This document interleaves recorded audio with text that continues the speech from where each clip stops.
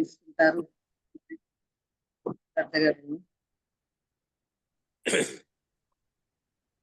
మరి పత్రిజీ మహిళా చైతన్యానికి స్వాగతం సుస్వాగతం మేడం గారు. Thank you madam. అందరికీ ధ్యానాభివందనాలు. Thank you. ముందుగా మన గురువు అయిన బ్రహ్మర్షి పితామహ పత్రిజీకి, వాళ్ళ పత్రి అమ్మగారికి అందరికీ హృదయపూర్వక కృతజ్ఞతలతో మన సెషన్ స్టార్ట్ చేద్దాం. My dear friends, my dear masters and my dear God's. So ఈరోజు మన టాపిక్ వచ్చేసి సీతాయనం.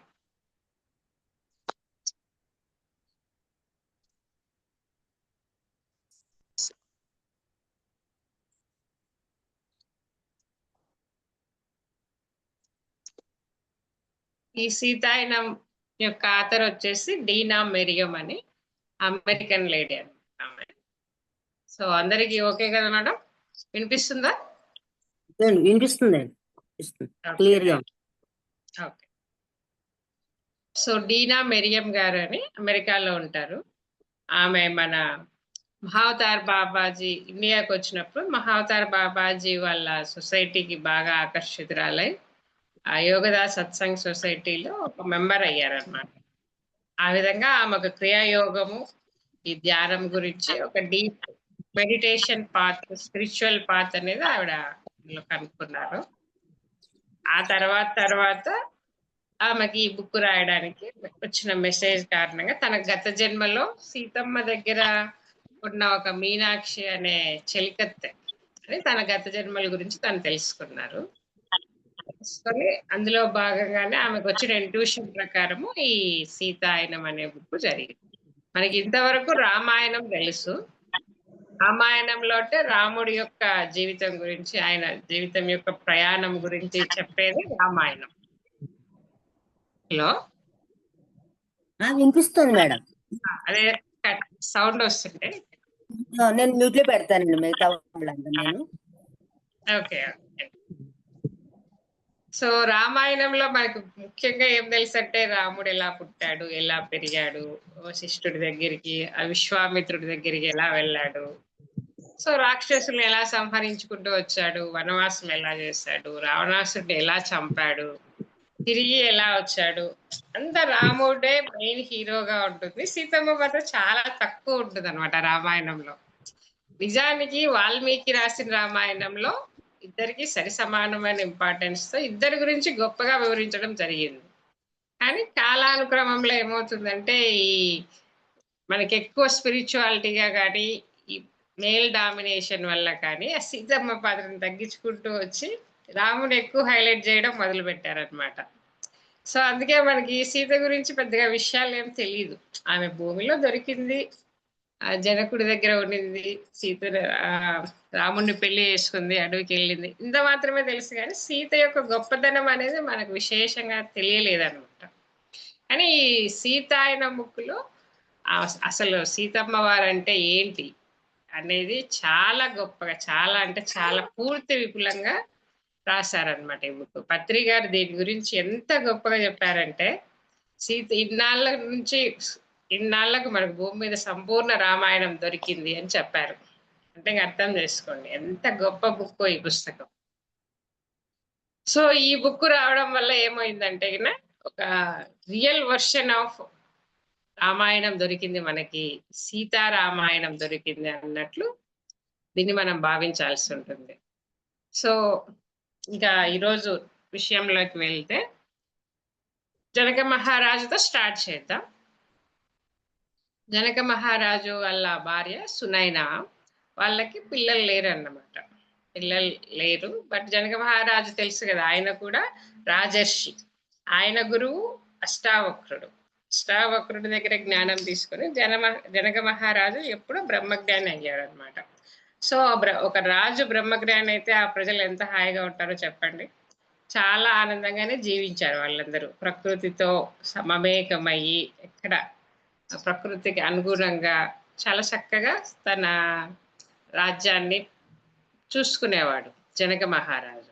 కానీ కాలక్రమంలో ఉన్న ఒడిదుడుకుల కారణంగా మొదట్లో వాళ్ళకు అడవుల్లో గింజలు, ఫ్రూట్స్, నట్స్ ఇవే తినేవాళ్ళంట.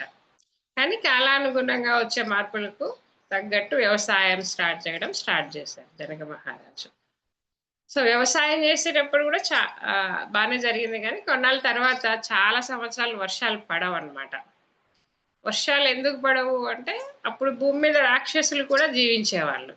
రామాయణంలో కాలంలో భూమి మీద మనుషులే కాకుండా రాక్షసులు కూడా భూమి మీద ఉండేవాళ్ళు.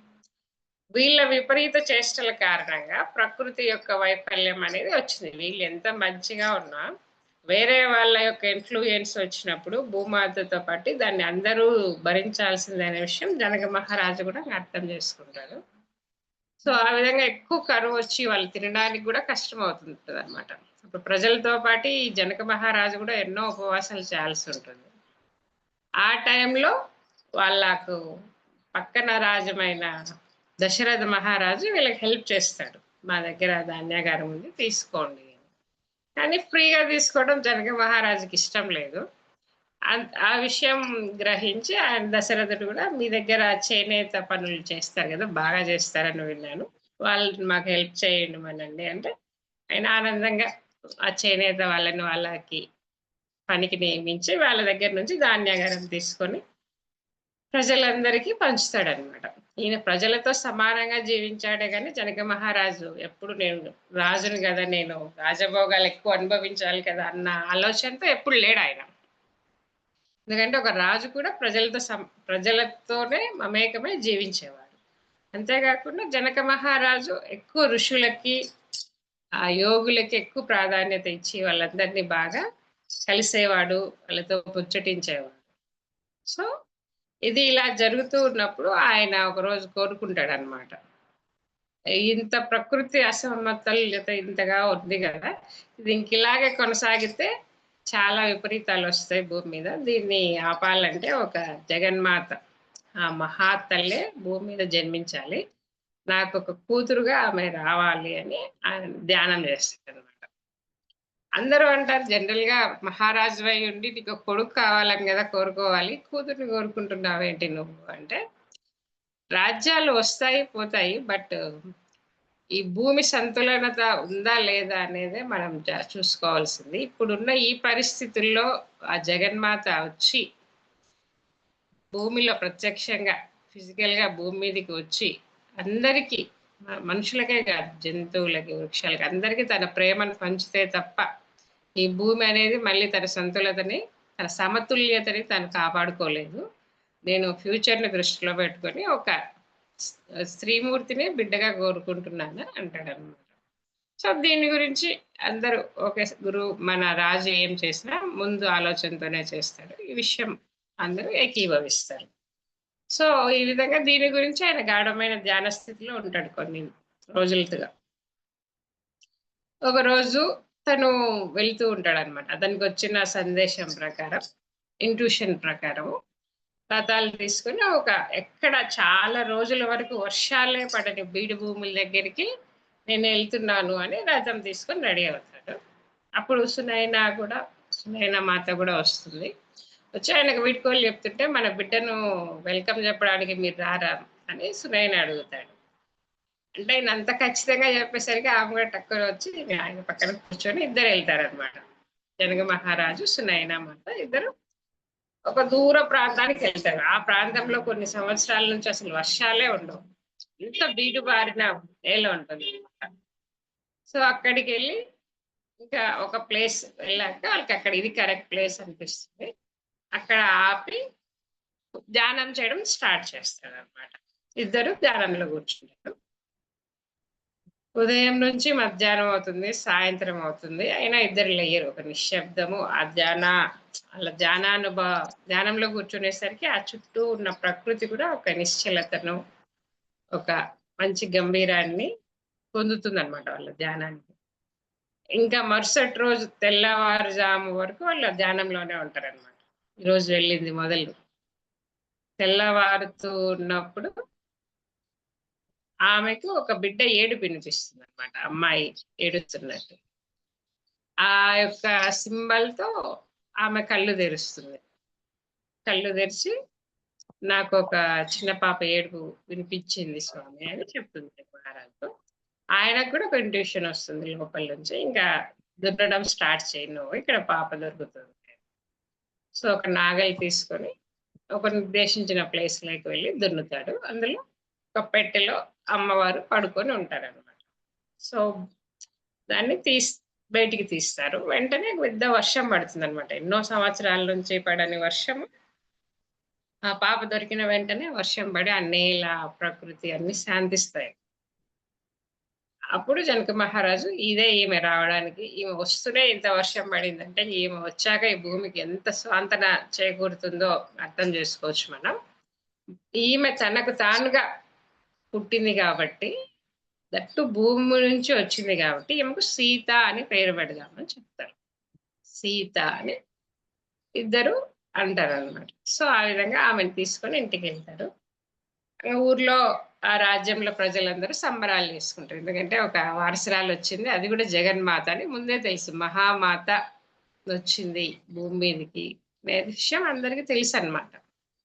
సో అందరూ సంబరాలు చేసుకొని ఎంతో ఆనందంగా ఉంటారు. ఆమెనుని చూసుకునే ప్రాసెస్‌లో భాగంగానే ఈ బుక్ రాసిన డీనా మెరియం పేరు ఆ జన్మలో మీనాక్షి అన్నమాట. ఆమెకు కూడా ఒక ప్రమోషన్ లాగా వచ్చి ఆమె స్టోరీ వేరే ఉంటుంది. అదంతా చెప్పుకుంటే మనకి టైం వేస్ట్. మనం డైరెక్ట్ కథలోనే ఉందాం. ఓకేనా మేడం? సో ఆ విధంగా ఆవిడ మీనాక్షిని నియమిస్తారనమాట. ఈ డీనా మెరియం అనే ఆవిడ ఆ జన్మలో మీనాక్షి. సో సీతని చిన్నప్పటి నుంచి సపర్యలు చేయడానికి, చూడ్డానికి ఆమె ఎన్నో బాధలు పడి ఉంటుంది ఆ మీనాక్షిగా ఉన్నప్పుడు. సో సీతమ్మని చూసి ఆమె ఉంటే చుట్టూ అంతా ఒక సమ్మోహనంగా ఉండేదన్నమాట. ఆ రూమ్, ఆ హాల్ ఏదైతే ఉందో అందరూ జనక మహారాజు కూడా ఆమెను వదిలి ఎక్కడికి వెళ్ళేవాడు కాదు. అంత అటాచ్మెంట్‌గా ఆ మహారాజు ఉండింది కూడా అదే ఫస్ట్ టైమ్ అంట. సో అట్లా ఎప్పుడు ఆమెను కనిపెట్టుకొని సునైన, జనక మహారాజు, పరిచారకులు ఎప్పుడు ఆ రూమ్‌లో ఎక్కువ ఆనందంగా ఉండేవాళ్ళ. వాళ్ళు ఈమెను చూసుకోవడం కాదు గానీ, ఈమె ఉండడం వల్ల అందరి హృదయాల్లో ఒక ప్రేమ, ఒక ఎనర్జీ, ఆనందం తాండవిస్తూ ఉండేదన్నమాట చిన్నప్పుడు. సో ఆ విధంగా అసలు రోజులు ఎలా గడుస్తున్నాయో కూడా తెలియకుండానే 1 ఇయర్ అయిపోతుంది. మామూలుగా జనక మహారాజు వాళ్ళని వీళ్ళని కలవడానికి దూరంగా వెళ్ళేవాడు. బట్ ఈ 1 ఇయర్ మాత్రం ఎక్కడికి వెళ్ళకుండా సీతను చూసుకోవడంలోనే గడిపేస్తాడు.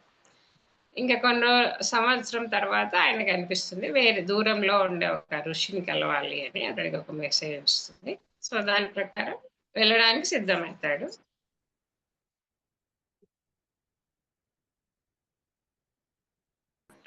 అప్పుడు సీతమ్మ తల్లి ఆయన చేయి పట్టుకొని వదలదు. ఇక ఆయనకు అర్థమవుతుంది. నువ్వు కూడా రావాలనుకుంటున్నావా? సరే వెళ్దాం పద అని ఆమెను కూడా తీసుకొని వస్తాడు. చిన్న పాపని కదా అంత దూరం ఎందుకు అంటే, నువ్వు అలా అనకు అని ఆమె సునైన నోరు నోటి మీద వేలు పెడతాడన్నమాట. ఎందుకంటే ఈమెకి తెలుసు ఏంటి అనేది. కాబట్టి మనం ఈమె గురించి దిగులు పడాల్సిన అవసరం లేదు. అంటే సరే కూడా ఇద్దరిని తీసుకెళ్ళని మీనాక్షిని, ఇంకో పరిచారకుని తీసుకెళ్తారు. సో వాళ్ళిద్దరు కలిసి అడవిలో వెళ్తారు. ఎంతో దూరం. ఆ అడవిలో కూడా మధ్యలో ఎక్కడ ఆగినా కూడా అందరూ సీతమ్మ తల్లి వస్తుందంట చూద్దామని అందరూ వస్తారనమాట. వచ్చి అందరూ ఆమెను చూస్తారు. అందరిని అమ్మాయి కూడా హ్యాపీగా చూస్తా ఉంటుంది. లాస్ట్‌కి ఆ ఋషి దగ్గరికెళ్తారు. నాకు తెలుసు నువ్వు వస్తావని అని ఋషి కూడా అంటాడనమాట. సో ఆ విధంగా అందరూ హ్యాపీగా ఉంటారు. ఆమె బాగా నిద్రపోతుంది. మళ్ళీ 1 ఇయర్ మధ్యలో లేసేసరికి మధ్యరాత్రిలో అదే ఒక అరౌండ్ 10:30, 11 టైంకు అప్పటికి పడుకుంటుంది. లేసి చూస్తే అమ్మాయి ఉండదనమాట. అరే! ఎక్కడికెళ్ళింది అని వీళ్ళు కంగారుగా అటు ఇటు వెతుకుతారు. ఈ విషయం జనక మహారాజు గారికి చెప్పాలి గదా! అని ఆయన ఋషులతో ముచ్చటించి సత్సంగం జరిగే చోటుకెళ్తే అప్పుడు జనక మహారాజు మా దగ్గర పాప ఉంది. అంటే ఫస్ట్ టైమ్ ఆమె తొలి అడుగులు వేయడం అదే అన్నమాట. 1 ఇయర్ దాటాక. తొలి అడుగులు వేసుకుంటూ ఆ ఋషి దగ్గరికి ఎళ్తదనమాట. అట్లే మళ్ళీ ఆయనకి ఇష్టమని దుంపలు తీసుకురావడం కోసం కూడా నెక్స్ట్ డే వెళ్తుంది. సో అట్లా ఆమె నడక స్టార్ట్ చేస్తుంది. ఇంకా అప్పుడు నడక వచ్చినప్పటి నుంచి ఆమె ఆల్రెడీ ప్రకృతితో బాగా కనెక్ట్ అయి ఉంటుంది కాబట్టి, ఒకసారి ఏమవుతుందంటే అడవిలో ఒక జంతువు తన బిడ్డ దూరంగా ఉండడం వల్ల బాధతో ఉంటుందన్నమాట. అందుకని సీతమ్మ తల్లి వెళ్ళి ఆ బిడ్డ ఎక్కడుందో తీసుకొని మళ్ళీ ఆ జంతువుకు తెచ్చిస్తారు. ఆమె ఉదయం వెళ్ళి చాలా మధ్యాహ్నం సాయంత్రం అవుతుంది ఆ ప్రాసెస్. చిన్న పాప, ఒక 4, 5 ఏళ్ల పాప అడవిలోకి వెళ్ళి దాన్ని అంటే ఈమె రాజప్రసాదంలో ఈమె ఉన్నా కూడా అడవిలో ఒక జంతువు బాధపడుతుండే విషయం ఈమెకు తెలుసు అన్నమాట. సో దాన్ని బాధ తీర్చడం కోసం ఈ చిన్న అమ్మాయి వెళ్ళి, దాని బిడ్డ ఎక్కడో పక్కన ఉంటుంది, ఈ జంతువుకు తెలియదు అనమాట అతని బిడ్డ ఎక్కడుందో. కాబట్టి అది ఏడుస్తూ ఉంటుంది. దాని ఏడుపు మాపడం కోసము ఈ అమ్మాయి వెళ్ళి దాని బిడ్డ ఎక్కడుందో వెతికి తీసుకొని వచ్చి ఆ జంతువుకి ఇచ్చి మళ్ళీ ఇంటికి వస్తుంది అనమాట. అప్పుడు అందరూ భయపడతారు. నువ్వు ఉదయం వెళ్ళి ఇంతసేపు రాకపోతే నువ్వు ఎక్కడున్నావని, చిన్న పాపవు కదా నీకేమన్నా అవుతుంది అంటే, అప్పుడు జనక మహారాజు కూడా చెప్తాడు, ఆమె ఎక్కడికి వెళ్ళినా ఆమెను ఆపద్దు. ఎందుకంటే ఆమె వచ్చిందే అందరికీ ప్రేమనివ్వడం కోసము. మనం ఆపడం వల్ల ఆమె చేయాలనుకునేది చేయలేకపోతుంది. కాబట్టి తనకి ప్రకృతి ఎప్పుడు సహకారం ఉంటుంది కాబట్టి తను ఎక్కడికి వెళ్ళాలనుకున్నా మీరు ఆపద్దు అనే విషయం చెప్తాడు. సో అప్పటి నుంచి తను కూడా ఫ్రీగా ఎక్కడంటే అక్కడికి వాళ్ళ డాడీతో పాటు ఋషుల్ని కలవడానికి వెళ్తుంది. ఒకసారి ఏమవుతుందంటే ఇంకొంచెం పెద్దగా అయ్యేసరికి ఒక ఋషి యొక్క ఆశ్రమము ఓపెన్ చేస్తూ ఉంటారన్నమాట. ఇప్పుడు మనం ఎట్లయితే ఒక బిల్డింగ్ అపార్ట్మెంట్ ఓపెన్ చేస్తామో అట్లా ఋషులందరూ ఒక అడవిలో ఉండి దాన్ని ఓపెన్ చేయడానికి ఈ జనక మహారాజు గారిని ఆహ్వానిస్తారు. అప్పుడు ఆయనతో పాటు ఆమె కూడా సరే ఎప్పుడు కలిసే వెళ్తారు కదా, తండ్రి కూతుళ్ళు వెళ్తారు వీళ్ళు కూడా. కానీ సగం దూరం వెళ్ళాక ఆమె నేను రాను అంటుంది. వాళ్ళ పొలిమేర వరకు వచ్చాక నేను రాను అంటుంది. ఏమైంది, నువ్వు ఎప్పుడు ఇష్టంగా వస్తావు కదా ఎందుకు రావు అంటే, నేను దాని ఇక్కడే ఉంటాను అంటుంది. ఇంకా నువ్వు రాకపోతే నేను సరే అని ఆ జనక మహారాజు కూడా అక్కడే ఆగిపోతాడు. వాళ్ళ ఊర్లోకి ఎంటర్ అవ్వడు ఆశ్రమం లోపలికి. ఆ విషయం తెలుసుకొని అక్కడ ఉన్న ఋషులందరూ వస్తారు. మహారాజా ఇంతవరకు వచ్చి మీరు రాకపోవడం పెట్టి ఏం జరిగింది అంటే, వాళ్ళల్లో ఋషులలో వాళ్ళ గురువు ఉంటాడు కదా, ఆయన వచ్చి ఆమెకి సీతమ్మ తల్లికి నమస్కారం చేస్తాడు. అప్పుడు సీతమ్మ తల్లి కొంచెం కోపంగానే చూస్తుంది. ఎందుకంటే వాళ్ళ ఋషి ఆశ్రమాన్ని తయారు చేయడం కోసం ఎన్నో చెట్లను నరగాల్సి వస్తుంది అన్నమాట. ఇప్పుడు ఆ చెట్లను నరకడం వల్ల, చెట్లను నరికి వాళ్ళు అక్కడ ఆశ్రమం కట్టుకున్నారు కదా. సో ఆ విధంగా అక్కడ ఒక ప్రకృతి అనేది సమతుల్యత అనేది దెబ్బతినింది. ఆ చెట్లు ఉంటే అది ఈక్వల్ గా న్యాచురల్ గా ఉండేది. బట్ అవన్నీ తీసేసి ఇల్లు కట్టడం వల్ల అక్కడ ఒక ఇంబ్యాలెన్స్ అనేది వచ్చింది. దాని గురించి ఆమె నేను రాననింది. సో మేము ఆ చెట్లను నరకడం వల్ల మీకు ఇంత ఇబ్బంది అంటే పరిహారం కూడా మీరే చెప్పండి అని ఆ ఋషి అడుగుతాడు. ఎక్కడ అయితే మీరు ఎన్ని చెట్లు అయితే నాటారో దానికి ట్రిపుల్ టైం చెట్లు మొక్కలు తెచ్చి వేరే చోట నాటితే అప్పుడు సరిపోతుంది అని చెప్తుంది అనమాట. సో వాళ్ళందరూ మొదటగా ఫస్ట్ ఆ పని చేస్తారు. ఎన్ని చెట్లు అయితే కొట్టేశారో అన్ని చెట్ల ప్లేస్ లో 3 times మళ్ళీ చెట్లను నాటాక అప్పుడు ఆమె ఆ ఋషి ఆశ్రమంలో అడుగు పెడుతుంది అనమాట. అంటే ప్రకృతితో ఏ విధంగా మనం డిస్టర్బ్ చేయొద్దు, ప్రకృతిని మనం చక్కగా చూసుకో. ఆమెకు ప్రకృతికి అంత కనెక్టివిటీ ఉంటుంది అనమాట.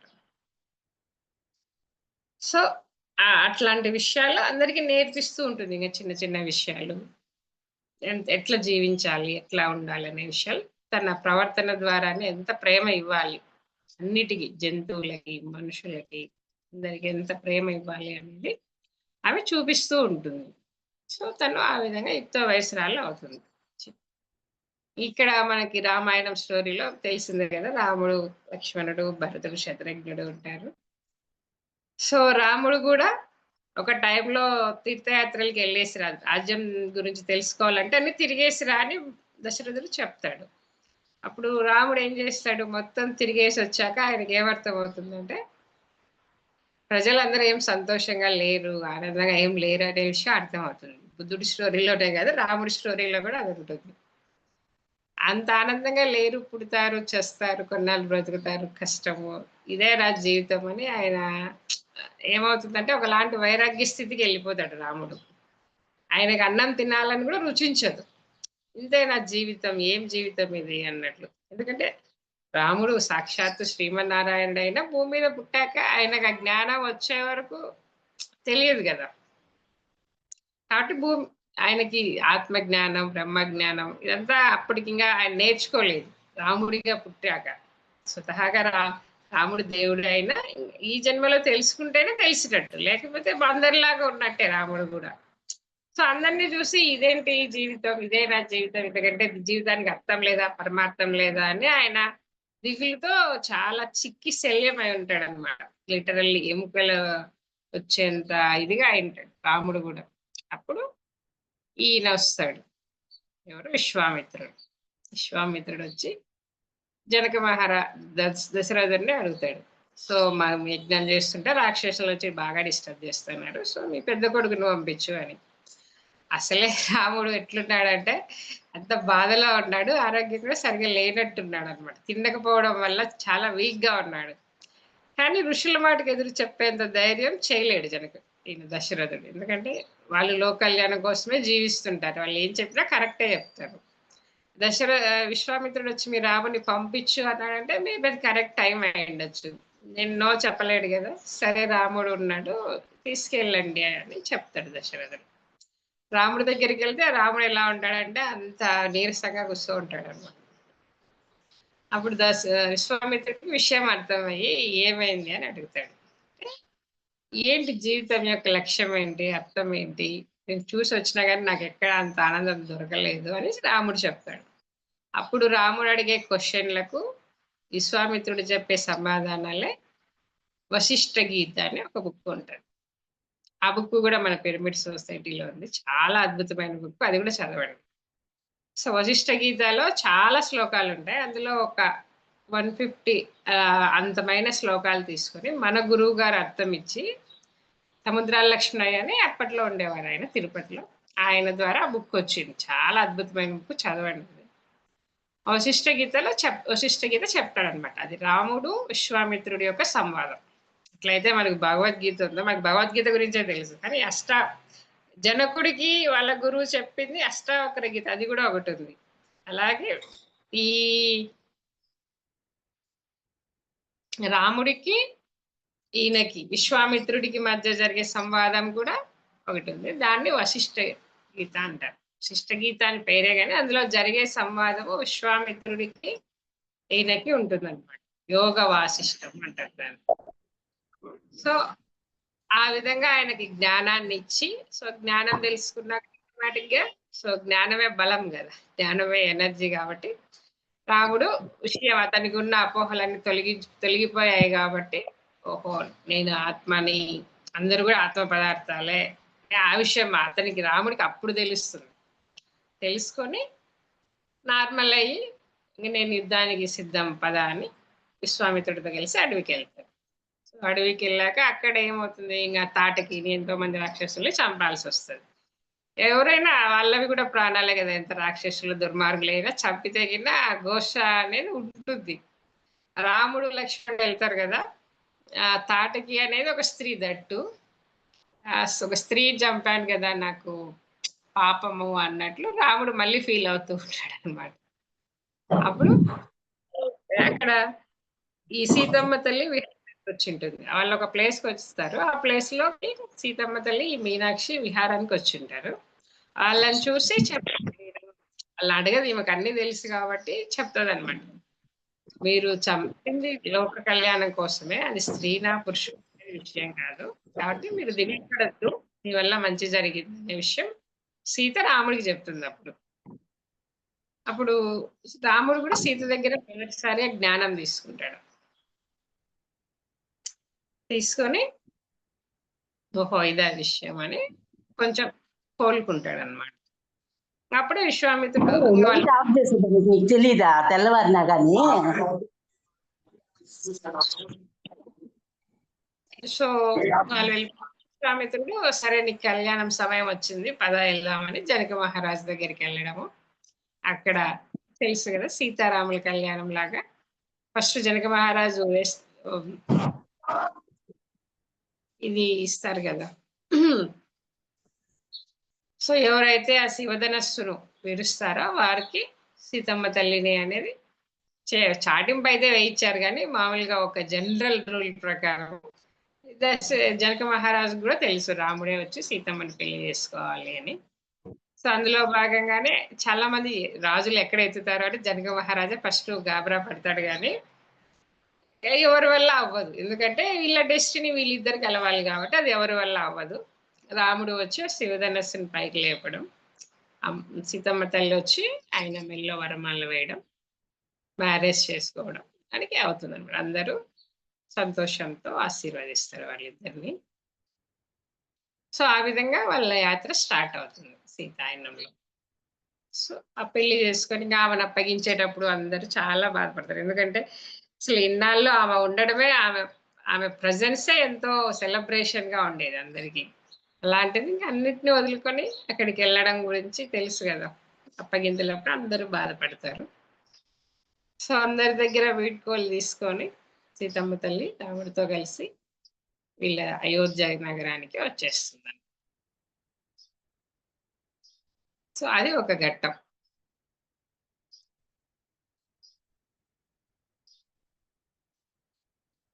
అయోధ్యకు వచ్చాక చెప్తారు జనక మహారాజు కూడా. మనము జనక మహారాజుకి ఆమె వెళ్ళిపోయేటప్పుడు ఒక విషయం అర్థమవుతుంది. మనము ఎక్కువ హార్ట్ ని హృదయాన్ని నమ్ముకొని ఇదంతా చేస్తున్నాం కదా, వచ్చే కాలంలో మేధస్సును ఎక్కువ వాడాల్సిన పరిస్థితి వస్తుంది. కాబట్టి మనం ఇంకా వేరే విధంగా ఎదగాలి అనే విషయం జనక మహారాజు కూడా అర్థమవుతుంది. సో తర్వాత ఈ అయోధ్య అనేది పెద్దది. జనక మహారాజు వాళ్ళ రాజ్యం కన్నా అయోధ్య చాలా పెద్దది. కాబట్టి వాళ్ళు మిత్ర రాజ్యం కాబట్టి వాళ్ళు హ్యాపీగానే ఉంటారు. ఈ అయోధ్యలో పెళ్లి అన్ని అయ్యాక ఇంకా రాముడికి పట్టాభిషేకం అంటే కైక వద్దనడం, ఇదంతా వల్ల ఇదిలో భాగం అన్నమాట. ఎందుకంటే రాముడు పుట్టిందే రాక్షస సంహారం కోసం. సో రాముడు రాజ్యంలో ఉంటే ఆ రాక్షస సంహారం జరగదు. కాబట్టి రాముడు బయటికి రావాల్సిందే. సో బయటికి రావాలి అంటే ఆ బాధ్యత ఎవరో ఒకరు తీసుకోవాలి. అలా తీసుకునే బాధ్యత కైకకి అర్థ చేయబడుతుంది. ఆమె కూడా చాలా బాధ. ఎందుకంటే ఒక నిందన ఆమె యుగాల పర్యంతం మోస్తానే ఉంది కదా. కైక వద్దనిది కాబట్టి రాముడు పోయినాడు అంటే కైకను విలన్ రోల్లో చూపించారు. బట్ ఆమె ఎంత త్యాగమూర్తి అంటే ఆమెకు తెలుసు ఇట్లా చెప్తే నాకు ఒక అపవాదం వస్తుంది అని. రాముడు అంటే కైకకు చాలా ఇష్టం. కానీ రాముడి యొక్క ఒక ప్రస్థానం స్టార్ట్ కావాలంటే రాముడు ఆ రాజ్యాన్ని వదిలిపెట్టి బయటికి వెళ్ళాలి. బయటికి వెళ్ళాల్సిన పని ఎవరు చేస్తారు? ఎవరొకరు పూనుకోవాలి. దానికి ఈ కైక తనను ఆ నింద మోయడానికి కూడా యాక్సెప్ట్ చేసి రాముడిని వనవాసానికి పంపించాల్సిందే అని చెప్పేస్తుంది. సో ఆ విధంగా రాముడు తన రాజ్యం నుంచి బయటకు వస్తాడు. ఆయనతో పాటు సీతమ్మకి చెప్తాడు, నువ్వు చాలా సుకుమారంగా పెరిగావు కదా, అడవుల్లో నాతో పాటు ఎందుకు, నువ్వు నీ డాడీ దగ్గరికి వెళ్ళిపో అంటే, లేదు నువ్వు ఎక్కడ ఉంటే నేను అక్కడే ఉంటాను పదని వస్తాడు. సో లక్ష్మణుడు కూడా నీతో మీ ఇద్దరి సేవలు చేసుకుంటాను అన్నయ్య అని లక్ష్మణుడు కూడా బయలుదేరు. ఇది రాముడి స్టోరీలో. అయితే ఇటువైపు రావణాసుడి స్టోరీ ఎలా ఉంటుందంటే, రావణాసురుడు ఆల్రెడీ ఒక గొప్ప యోగి ఋషి. అయితే ఆయన గత జన్మల్లో ఏం జరుగుతుందంటే వైకుంఠ స్థితికి వెళ్ళాలనేంత తపనతో ఎంతో తపస్సు చేసిన వాడు రావణాసురుడు గత జన్మల్లో. కానీ వైకుంఠంలో ఉంటాడు ఆయన. వైకుంఠంలో ఎవరు ఉంటారు? బేసిక్ గా శ్రీమన్నారాయణుడు, లక్ష్మీదేవి ఉంటారు. అదంతా వాళ్ళ కాన్షియస్ తో ఉంటుంది అనమాట. వైకుంఠ స్థితి ఎలా ఉంటుంది అనేది కూడా ఈ బుక్ లో అద్భుతంగా ఉంది. వాళ్ళ కాన్షియస్ తో ఉంటుంది. అక్కడ ఏమంటే ఒక్క రిఫ్లెక్షన్ కూడా ఉండదు. అంటే ఒక్క ఆలోచన కూడా వేరుగా ఉండదు అక్కడ. ప్రేమతత్వానికి ఆ దైవత్వానికి కాకుండా వేరే విధంగా ఒక్క ఆలోచన వచ్చినా కూడా ఆ లోకంలో ఉండడానికి వాళ్ళకి ఎలిజిబిలిటీ ఉండదు. సో అది ఒక వైకుంఠం యొక్క స్థితి. మన గురువు గారు చెప్తారు, కుంఠితం లేనిది వైకుంఠం. కుంఠితము అంటే మనకు స్వయంగా ఏ చిన్న స్వార్థపూరితమైన ఆలోచన వచ్చినా మనం వైకుంఠంలో ఉండడానికి ప్లేస్ ఉండదు అనమాట. అక్కడ ఉండలేరు బేసిక్ గానే. సో నీకు ఒక ఆలోచన వచ్చింది కదా, ఆలోచనపై తీర్చుకొని రావని పంపించేస్తారు. అంత కంప్లీట్ గా ఉండాలి వైకుంఠ స్థితిలో. ఈ రామనాసుడు గత జన్మల్లో ఆయన చేసిన ధ్యాన సాధనకి వైకుంఠానికి వెళ్తాడు. బట్ ఆయనకి ఇంకా కొంచెం వ్యామోహం ఉంటుంది ఇంటర్నల్ గా. ఎలా అంటే ఒక స్త్రీ పళ్ళు తీసుకొని వస్తుంది. ఆమె పట్ల కొంచెం మిస్లీడ్ చేస్తాడనమాట రావణాసుడు. అప్పుడు చెప్తాది లక్ష్మీమాత వెంటనే ప్రత్యక్షమై చెప్తాది. నువ్వు ఇక్కడ నీకు అప్పటికే 1, 2 ఛాన్సులు ఇచ్చింటారు గానీ, ఇంక నువ్వు ఇక్కడ ఉండడానికి ఎంత మాత్రం అర్హత లేదు నీకు. భూమి మీదకెళ్ళు. భూమి మీదకెళ్ళి నీకు ఎన్ని కోరికలుంటాయో అన్ని కోరికలు తీర్చుకొని మళ్ళీ జన్మలో వచ్చేద్దువు. అప్పుడు మేమే వస్తాం నిన్ను సంహరించడానికి గూడా. సో, అప్పటి లోపల నువ్వు అన్ని కంప్లీట్ అయిపోయి వస్తే అప్పుడు వైకుంఠంలో శాశ్వతంగా ఉందువు. ఈ ఆలోచన వచ్చిన కారణంగా నువ్వు ఇక్కడ ఉండడానికి వీల్లేదు అని పంపిస్తది. అప్పుడు రావణాసురుడికి ఏమనిపిస్తుందంటే నన్ను ఇక్కడ ఉండొద్దంటావా అని సీత పట్ల ఒక విపరీతమైన ద్వేష భావన పెంచుకుంటాడు. ఎవరు? రావణాసుడు ఆ జన్మలో. బేసిక్ గానే అదొక రూల్. అక్కడ ఉండాలంటే ఒక దైవత్వంతో, ఒక ప్రేమతో, ఒక స్నేహభావంతో, కంప్లీట్ నిస్వార్థ స్థితిలో ఎంతో ఆత్మజ్ఞానంలో ఉన్న వాళ్ళే ఆ వైకుంఠంలో ఉంటారనమాట. కానీ ఇతను ధ్యాన సాధన ద్వారా ఆ స్థాయికి అయితే ఎదిగాడు కానీ ఇతను ఒక స్త్రీ పట్ల అమర్యాదగా ప్రవర్తించడంతో లక్ష్మీమాత వెంటనే ప్రత్యక్షం. ఎక్కడ ఏ క్షణం ఏం జరిగినా వెంటనే ఆ కాన్షియస్నెస్ ఫామ్ అవుతుంది అనమాట వైకుంఠంలో.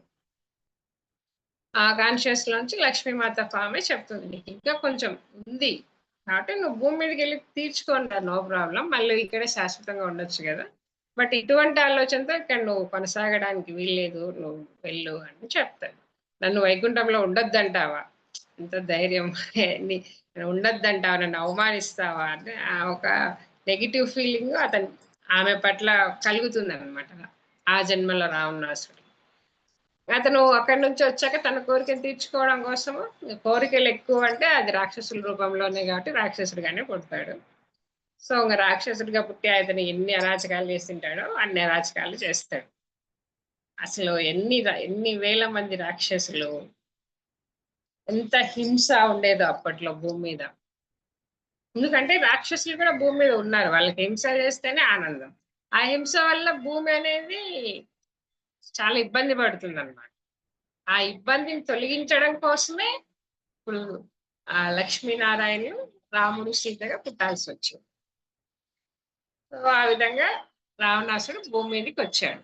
ఆయనకి మొదటి నుంచి పుట్టడం ముందే సీత పట్ల ద్వేషం, లక్ష్మీమాత పట్ల ద్వేషం కాబట్టి, పుట్టాక ఆమె సీతగా వచ్చింది కాబట్టి సీత పట్ల కూడా ద్వేషమే అన్నమాట రావణాసుడికి. సో అది అలా ఉంటుంది. ఈ కథని ఇంతటితో ఆపితే ఇందులో బ్రహ్మర్షుల గురించి కూడా ఒక టాపిక్ వస్తుంది అనమాట. బ్రహ్మర్షులు మనకి సప్తర్షులు ఉంటారు కదా, 7 మంది. సప్తర్షులు 7 మంది ఎవరండి? వశిష్ఠుడు ప్రథముడు, వశిష్ఠుడు, భరద్వాజుడు, గౌతముడు, కౌండిన్యుడు,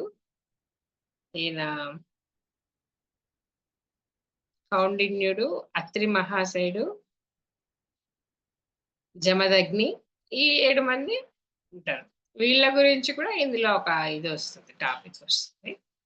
మామూలుగా అందరూ ఏమనుకుంటారు, రాముడు వచ్చేటప్పుడు రాముడి కాలు తాకితేనే అహల్య రాయి మనిషిగా అయింది అంటారు.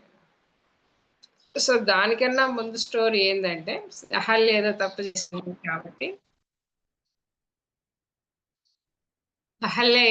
చేసింది కాబట్టి, రాముడు వచ్చి తాకితే ఆమె రాయి మనిషిగా మారింది అని అందరి అపోహ కదా. అసలు ఏం జరిగింది వాళ్ళ స్టోరీలో అనేది ఈ సీతాయన బుక్ లో బాగుంది. ఇప్పుడు గౌతముడు, అహల్య భార్యాభర్తలు, వాళ్ళకి 2 పిల్లోళ్ళు కూడా ఉంటారు. సో బ్రహ్మర్షులు ఇద్దరు ధ్యానం చేసే వాళ్ళే ఎంతో గొప్పగా ఉంటారు. అయితే గౌతముడి కంటే అహల్య తన ధ్యాన స్థితిలో ఇంకా ఉన్నతంగా ఎదుగుతుంది అనమాట. ఎంత ఉన్నతంగా ఎదుగుతుందంటే ఆమె ఇప్పుడు దైవలోకంలో శాశ్వతంగా ఉండిపోవడానికి అర్హతతో ఎదుగుతుంది. సో ఒక వ్యక్తి ఆ విధంగా ఎదిగినప్పుడు ఆత్మపరంగా, అంటే ఆమె యొక్క ఆమె యొక్క ఓజస్సు దైవ లోకానికి కూడా తాకుతుంది అనమాట. అలా ఎవరైతే ధ్యాన స్థితి అంత ప్రగాఢ స్థితికి వస్తారో వాళ్ళని టెస్ట్ చేయడం అనేది ఇంద్రుడి యొక్క ఒకనొక బాధ్యత. ఇంద్రుడు టెస్ట్ చేయాలన్నమాట, వీళ్ళు అంత ఎలిజిబుల్ గా ఉన్నారా లేదా అని. ఒక ఎన్లైటన్మెంట్ అయిన వ్యక్తికి కూడా చాలా టెస్టులు వస్తాయి, వీళ్ళు ఈ పరిస్థితుల్లో ఎలా బిహేవ్ చేస్తారు అని. సో ఆ విధంగా టెస్ట్ చేయడం కోసం ఇంద్రుడు వస్తాడు.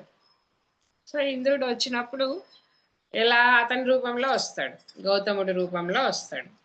వచ్చింది ఇంద్రుడు నేను ఇలా వచ్చినా ఈమె గుర్తిస్తుందా గుర్తించదా అనేది అతని యొక్క అభిప్రాయం అన్నమాట. సో ధ్యాన స్థితిలో ఉన్నప్పుడు వాళ్ళ ఉనికిని అనుభూతి చెందుతారు కదా ఎవరైనా, వాళ్ళ రూపాన్ని కాదు కదా. ఈమెకు అంత సూక్ష్మ ఉందా లేదా అని తెలుసుకోవడం కోసం ఇంద్రుడు గౌతముడి రూపంలో వస్తాడు. అప్పుడు అహల్యకు తెలుస్తుంది వచ్చినవాడు ఇంద్రుడు నా భర్త కాదు అని. ఆమెకు కూడా తెలుసు. అయితే వచ్చిన వాళ్ళు అతిథి కదా, అతిథి కాబట్టి అతిథిని ఆదరించాలి కాబట్టి అతనికి భోజనం పెడుతుంది, అతన్ని ఆహ్వానిస్తుంది మామూలుగానే. అప్పుడు ఇంద్రుడు సరే నమస్కరించి స్వాగతం ఇంద్రదేవ అని చెప్తుంది గౌతముడి రూపంలో వచ్చినా కూడా. సో ఇంద్రుడు నవ్వి నువ్వు ఈ టెస్ట్ లో పాస్ అయ్యావు ఓకే అని ఆమెకి చెప్తాడు అన్నమాట. కానీ ఈలోపు గౌతముడు వస్తాడు కాబట్టి ఇంద్రుడు ఉండడం చూసి అతను అపార్థం చేసుకుంటాడు అనమాట. అపార్థం చేసుకుని వెంటనే నువ్వు రాయి అయిపో అని అది నీళ్ళల్లో కమండలం నీళ్ళల్లో ఆమె వేసేస్తాడు, రాయి అయిపోతుంది. అప్పుడు మళ్ళీ అతనికి అర్థమవుతుంది కాసేపు తర్వాత ఇంద్రుడు ఎందుకు వచ్చాడు, ఇక్కడ ఏం జరిగింది అనే విషయం కాసేపటికి అతనికి వస్తుంది. కానీ అలా అయినందుకు మళ్ళీ గౌతమ్ కూడా బాధపడతాడు, నేను అనవసరంగా కోపడి తొందరపడి శపించాను, ఈమెయిల్లా కాదు కదా. ఇంద్రుడు కూడా చెప్తాడు నీకన్నా నీ భార్య ఉన్నత స్థితిలో ఉంది, ఆమెను టెస్ట్ చేయడం కోసం నా భాగంగా నా డ్యూటీల ప్రకారంగా నేను వచ్చాను. ఇప్పుడు నువ్వు ఆమెని ఇలా చేయడం వల్ల నీ ఆధ్యాత్మికతే కుంటుపడుతుంది. ఎందుకంటే ఆమె ఇతనికంటే ఉన్నతంగా ఉంది కాబట్టి ఆమె ప్రజెన్స్ లో ఇతను ఎక్కువ ఎదిగే అవకాశం ఉండేది. కానీ ఒక రాయిగా ఆమె ఉండడం వల్ల కొంచెం లేట్ అవుతుంది అతని ప్రాసెస్. దట్టు ఆమె చైతన్యం ఒక రాయిలో ఉండడం అనేది ఆమెకు కష్టమే. ఆమె రాయిగా ఉండడం వల్ల ఇంటి పనులు అన్ని వంట చేసుకోవడం, శుభ్రపరచుకోవడం, పిల్లల్ని చూసుకోవడం, ఈ ఎక్స్ట్రా బాధ్యత అంతా ఎవరి మీద పడింది, గౌతముడి మీద పడింది. సో ఈ విధంగా అతనికి ఇంకా టఫ్ అవుతుంది. బట్ తప్పదు, అలా జరిగింది కదా అని. ఆమె అలా ఉంటూ కూడా వాళ్ళ భర్తలో ఆత్మ చైతన్య స్థితిని పెంచడానికే ప్రయత్నం చేస్తూ ఉంటుంది. సో ఇది ఎంతవరకు అంటే రాముడు వచ్చినప్పుడు అప్పటికి గౌతముడు పరిపక్వత చెంది ఉంటాడు. సో ఆ పరిపక్వత చెందాడు కాబట్టి రాముడు వచ్చి ఆమె అహల్య రాయిని టచ్ చేస్తే అప్పుడు మళ్ళీ నార్మల్ అవుతుంది. అది విషయం అన్నమాట. అంతేగాని అహల్య ఏదో చేసేసింది కాబట్టి రాయి అయిపోయింది, అపవిత్రులు కూడా రాముడి పాదం సోకి గొప్ప వాళ్ళు అవుతారని కాదు దాని అర్థము. అట్లా ఈ విశ్వామిత్రుడి కథ కూడా ఇందులో ఉంటుంది. ఈరోజు ఈ కథ చెప్తాం. నెక్స్ట్ డే సీత ఎలా అడవులకి వెళ్ళింది, అక్కడ ఏం జరిగింది, ఎలా జీవించింది అనేది రేపు చెప్పుకుందాం. ఈరోజు విశ్వామిత్రుడి స్టోరీతో స్టార్ట్ చేద్దాం. విశ్వామిత్రుడు అని ఆయన మొదటగా రాజర్షి. రాజర్షి అంటే ఒక రాజు. రాజు అయితే తన పరివారంతో ఏమో వస్తాడు, అడవికి వస్తాడు తన పరివారం అందరితో కలిపి. అడవిలో వస్తే అక్కడ భోజనం సమయం అవుతుంది. భోజనం సమయం అయినప్పుడు ఇంతమందికి 100 మంది దాకా ఉంటారు వాళ్ళ సేవకులు కూడా, సైనికులు. ఇంతమందికి ఎవరు భోజనం పెడతారు ఇక్కడ అని అక్కడ చుట్టూ విచారిస్తే ఇట్లా ముందుకు వెళ్తే ఒక ఆశ్రమం ఉంటుంది, అక్కడ వశిష్ఠుడు అరుంధతి ఉంటారు. వాళ్ళు ఎంతమంది వచ్చినా భోజనం పెడతారు, మీరు అక్కడికి వెళ్ళండి మీకు అన్ని దొరుకుతాయని చెప్తారు పక్కన ఆరాధిస్తే. సరే అని ఈ విశ్వామిత్రుడు ఆ వశిష్ఠుడి దగ్గరికి వెళ్తాడు. వశిష్ఠుడి దగ్గరికి వెళ్ళాక అక్కడ వశిష్ఠుడికి నమస్కరించి మాకు ఇట్లా భోజనం కోసం వచ్చామని చెప్తే ఓకే తప్పకుండా భోజనం చేయండి, మీరు కాళ్ళు చేతులు కడుక్కోండి, అన్ని సిద్ధంగా ఉంటాయని చెప్తారు. సరే అని వాళ్ళు నదికి వెళ్ళి కాళ్ళు చేతులు కడుక్కొని వచ్చేసరికి అన్ని పదార్థాలు సిద్ధంగా ఉంటాయి అన్నమాట. అందరూ తృప్తిగా భోంచేస్తారు 100 మంది ఈ విశ్వామిత్రుడితో సహా. అప్పుడు విశ్వామిత్రుడికి డౌట్ వస్తుంది అనమాట, ఇంత తక్కువ సమయంలో ఇంతమందికి ఇన్ని రకాల వంటలు ఎలా చేయగలిగారు వీళ్ళు అని.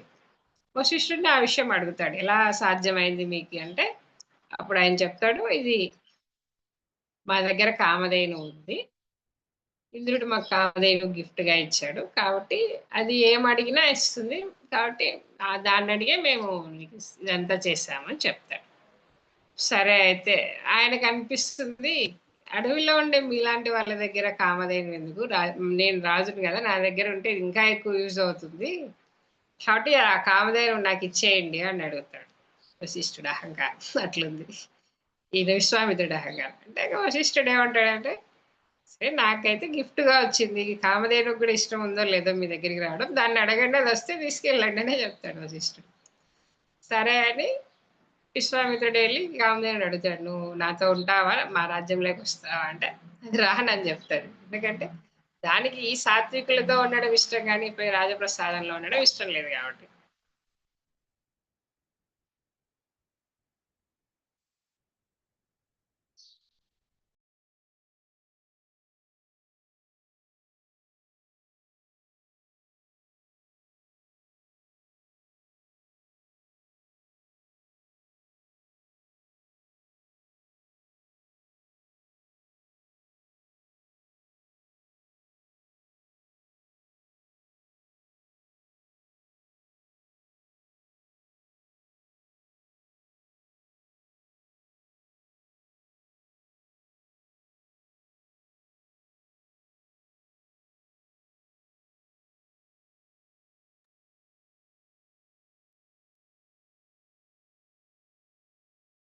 ఫ్రెండ్స్, మేడం గారికి నెట్ కట్ అయింది, వస్తారని చూద్దాం.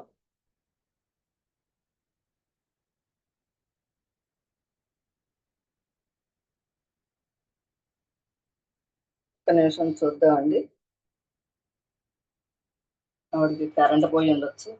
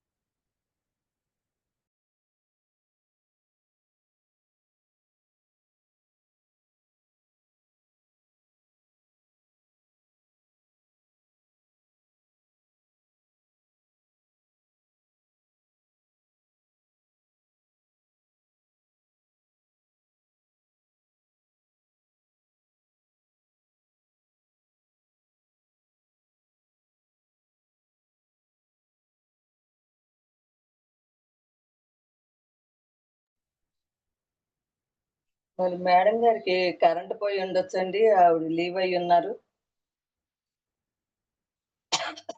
ఇంకా పావు గంట ఉంది.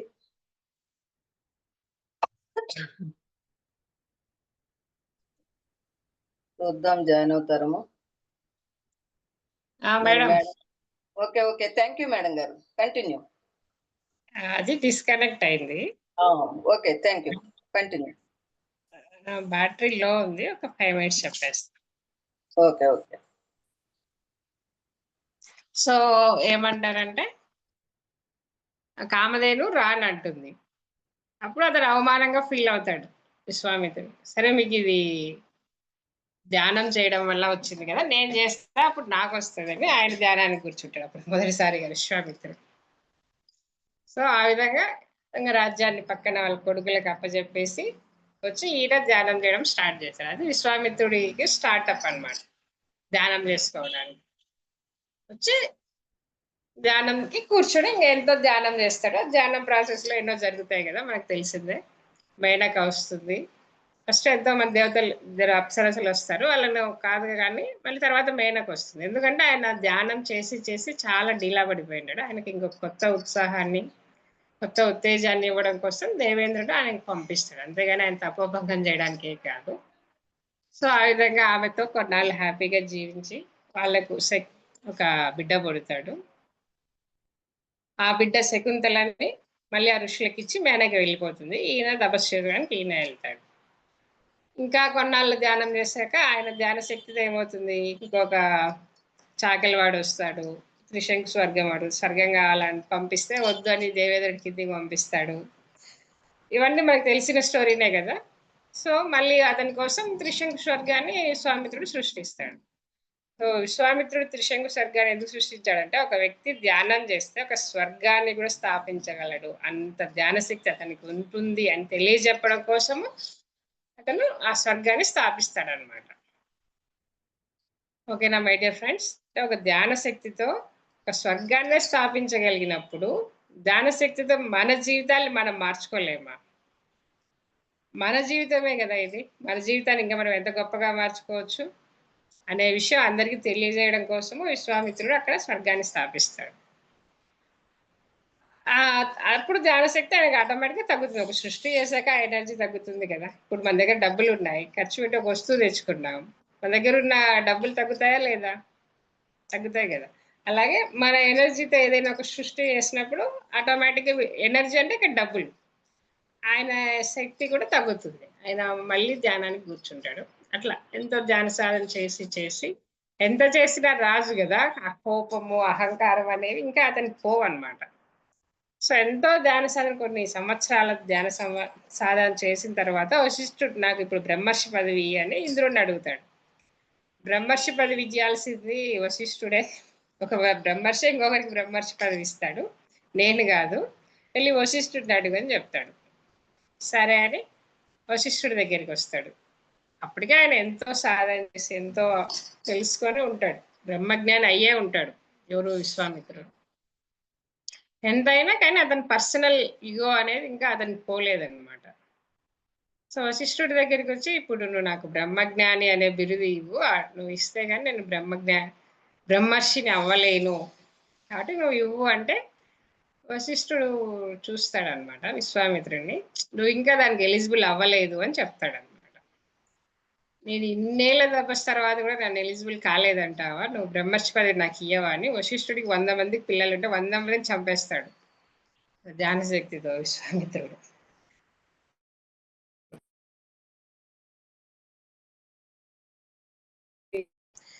నువ్వు ఇంకా ధ్యానం చేసి మారితేనే నీకు ఆ పదవి పాసిబుల్ కానీ ఇప్పుడున్న పరిస్థితుల్లో నీకు ఇది ఇవ్వము అంటారు.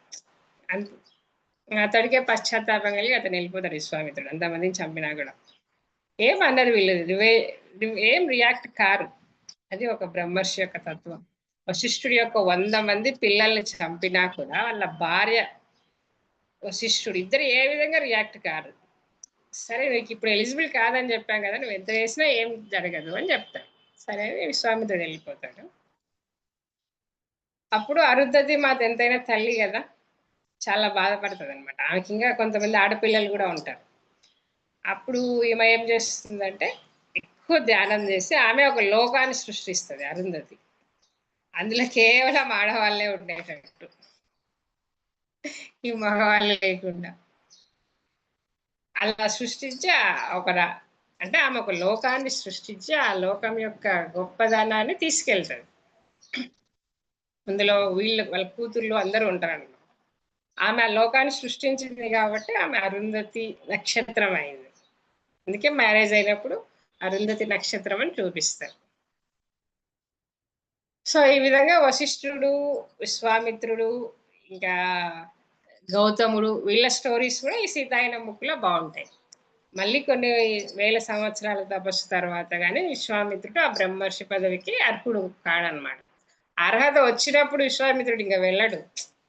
నిజంగా అతనికి బ్రహ్మర్షి పదవి అర్హత వచ్చినప్పుడు నాకు బ్రహ్మర్షి అని ఇంకా వెళ్ళడు అనమాట. అప్పుడు వశిష్ఠుడే వెతుక్కుంటా వచ్చి ఇస్తాడు. ఇప్పుడు నువ్వు అర్హుడివి బ్రహ్మర్షి పదవికి, తీసుకోవాలి. నేను ఈ 100 మంది పిల్లలు చంపాను కదా, నా మీద కోపం లేదంటే బ్రహ్మర్షులకు అలాంటివి ఏమి ఉండవు. నీ పాతకాలన్నీ చెల్లించబడ్డాయి. నువ్వు ఇప్పుడు ఒక సృష్టి రచనలో ఇప్పుడు భాగం అవుతావు అని అతనికి అప్పుడు బ్రహ్మర్షి పదవి ఇస్తాడు.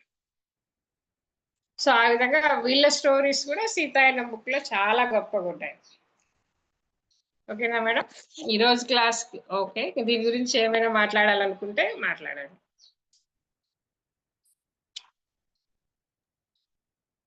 Okay friends. సీత గారు ఎవరన్నా మాట్లాడాలి అనుకుంటే మా వీడియోలు ఆన్ చేసిన